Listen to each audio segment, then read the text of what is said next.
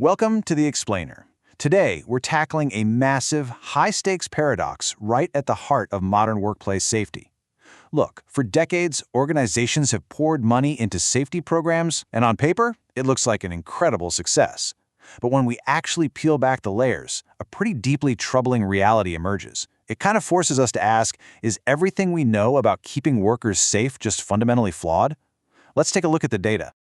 Okay, let's dive right into this. This is the central mystery we're unpacking today. Across major industries, standard OSHA recordable injury rates, your minor slips, trips, and cuts, they've been steadily dropping. But here's the catch. The rates for serious injuries and fatalities, what we call SIFs, have stubbornly flatlined. I mean, think about it. If our safety programs are working so well, why aren't life-altering accidents disappearing too? Well, that brings us to this absolutely striking number, 14. Every single day in the United States, 14 workers lose their lives on the job. That figure is a harsh reality check. It proves that having great safety metrics and low minor injury rates often creates this dangerous false sense of security. Companies are literally in the boardroom celebrating a lack of twisted ankles, completely blind to the catastrophic risks still looming out on the job site. Looking at this exact data plateau, Matthew Comfer, a safety leader at Quanta Services, had a real light bulb moment.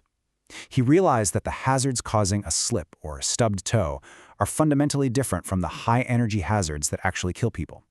It's like comparing apples and hand grenades.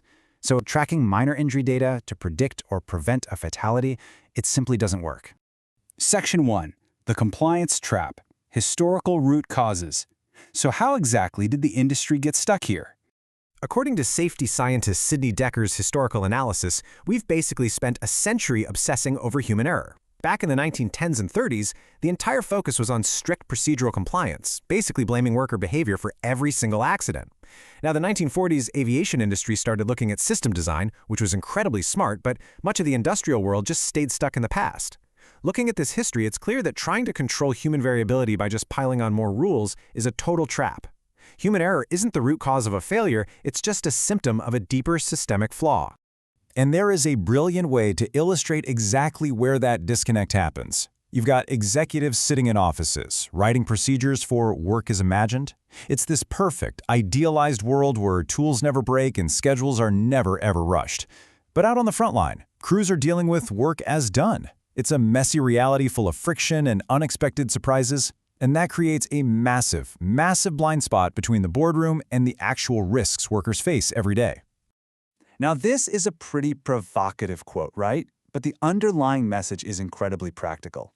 While regulatory compliance, like your standard OSHA rules, is an absolutely crucial legal baseline, at the end of the day, it's just a static piece of paper. You can't just paper your way to safety. A written rule literally cannot physically stop a 10,000-pound load from dropping. Striving only for compliance really limits our ability to build actual physical safeguards. Section 2. The Capacity Model. Moving beyond the tar pit. Let's explore the framework designed to help us break free. Notice the stark philosophical contrast here. Safety-I measures success purely by the absence of accidents, and it leans heavily on policing compliance. Safety-II, on the other hand, is a real game changer. It focuses on the presence of capacity and actually learning from everyday successful work. We have got to stop trying to legislate failure out of human beings. Instead of asking what rule was broken after an accident, we need to proactively ask, how can we support successful, safe work? Which brings us to the core philosophical shift of this entire explainer. We have to accept that human fallibility is 100% inevitable. Even your absolute best, most experienced worker, they're gonna make a mistake. It is not a matter of if they fail, but when. And because of that, safety has to be defined by building an environment with the capacity to absorb that failure safely, without costing a life. To put this into practice, we look at Todd Conklin's Human and Organizational Performance, or HOP principles. Notice that error is treated as completely normal, and blame fixes absolutely nothing. Punishing an individual mistake just forces those errors underground. Because context drives behavior, we need to realize that the workers are our absolute best source of operational learning. They're the solution to our safety challenges, not a problem that needs to be controlled. And to protect those workers, the capacity model uses a highly memorable acronym, STKY. That stands for Stuff That Kills You. Simple, right? World-class risk management requires us to explicitly separate STKY from basic slips, trips, and falls. We need to stop worrying so much about whether someone has their safety glasses on while they're walking next to an unprotected 40-foot drop and start focusing all our energy on controlling the drop itself. Section 3. Identifying high-energy hazards. The physics of safety. So how do we systematically identify the stuff that kills you? Well, we do this through energy-based safety, specifically the concept of the energy wheel. Think about it.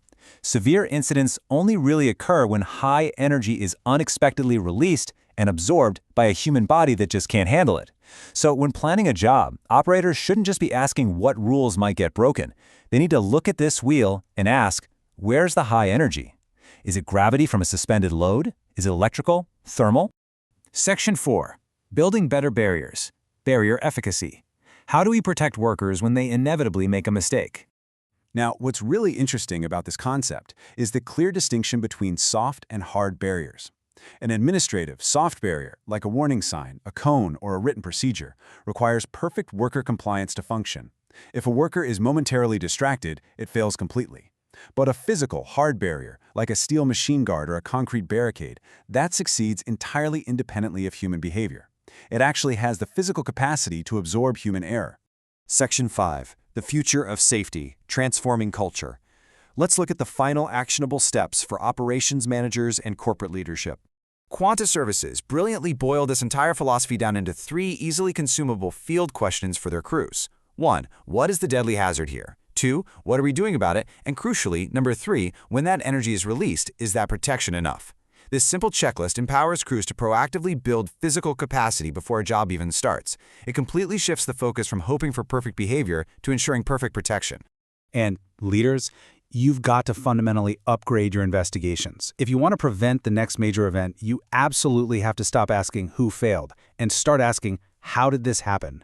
You really need to focus on understanding why a dangerous workaround actually made perfect sense to a worker in that specific moment.